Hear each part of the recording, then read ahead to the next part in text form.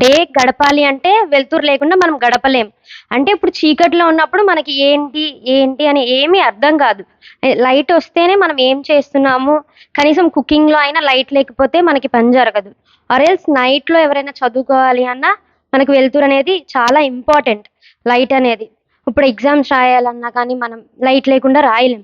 ఇప్పుడు లైట్ ఉంటే మనకి ఫోకసింగ్‌గా ఉంటది. దేని మీద ఫోకస్ చేయగలం, ఏ స్ట్రక్చర్ మీద ఫోకస్ చేయగలం, ఎలా మార్చగలం అనేది లైట్ అనేది మనకు చెప్తుంది. చాలా సన్‌లైట్ కూడా మనం ఎగ్జాంపుల్‌గా తీసుకోవచ్చు. సన్‌లైట్ అనేది మనకి విటమిన్స్ ఉంటుంది చాలాగా.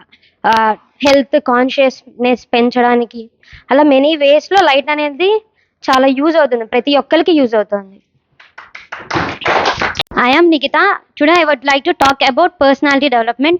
As we can see, personality development is an important aspect in everyone life. Personality అంటే మనం ఏ సిచ్యువేషన్లో మనం ఎలా హ్యాండిల్ చేసుకోవాలి, లైక్ యాంగర్ ఇష్యూస్ ఉన్నప్పుడు ఏ సిచ్యువేషన్ని ఎంత కూల్గా హ్యాండిల్ చేయాలి అనేది మెయిన్గా మన దగ్గర ఉండాల్సిన క్వాలిటీ.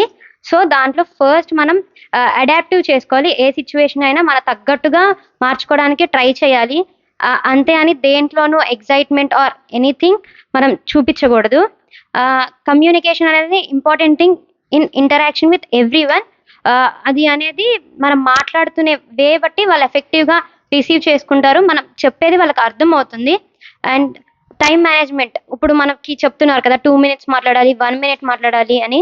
సో, అది మనం చూసుకోవాలి. ఎక్కడ ఎంతసేపు మాట్లాడాలి అనేది కంటెంట్ ప్రిపరేషన్ అనేది ముందు ఉండాలి.